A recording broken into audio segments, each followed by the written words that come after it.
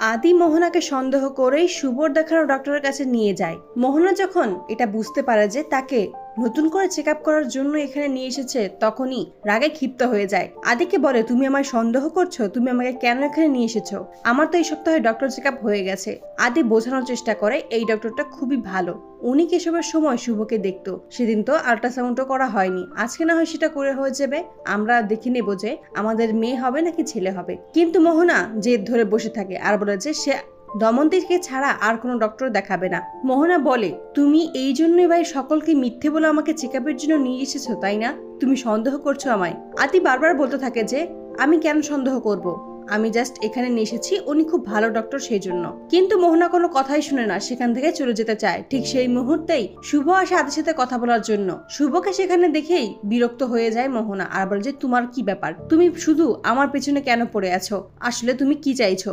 আদি তখন কথা ঘুরিয়ে মোহনাকে বলে যে তোমাকে ডক্টরের কাছে যেতেই হবে, ডক্টরের কাছে চেক আপ করাতেই হবে। কিন্তু মোহনা বলে যে আমি এখানে কোনো চেক আপ করাবো না, আমি সবটাই বলে দেবো দাদাকে। এই বলে যখন চলে যেতে নেয় তখনই শুভ পড়ে যায়, আর ঠিক সেই মুহূর্তেই আদি শুভ বলে ডেকে ওঠে। এটা শুনেই মোহনা চমকে যায়। মোহনা কাছে এসে বলে, তুমি ওকে কি বলে ডাকতে? শুভ?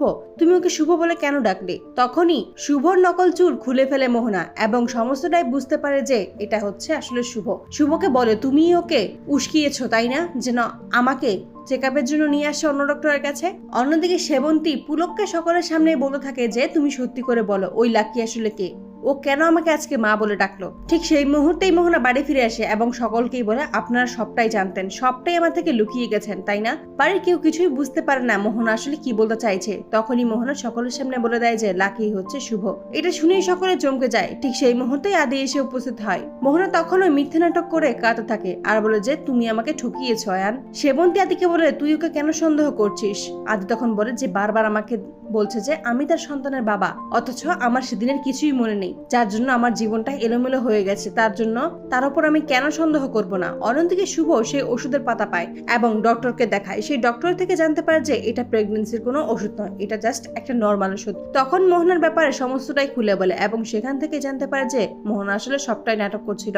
সকল প্রমাণ নিয়েই রায়বাড়িতে হাজির হয় শুভ। সেখানে এসে নিজের পরিচয় প্রকাশ করে এবং মোহনার মুখোশ খুলে দেয়। মোহনার চালেই মোহনাকে বাজিমাত করে শুভ। তো বন্ধুরা, তোমরা এটাই তো চাওয়ার জন্য এভাবেই মোহনার চালেই যেন মোহনাকে বাজিমাত করে দেয় শুভ, কমেন্টে জানাও। আর নিয়মিত আপডেট পেতে আমাদের চ্যানেলটি এক্ষুনি সাবস্ক্রাইব করে পাশে থাকো। ধন্যবাদ।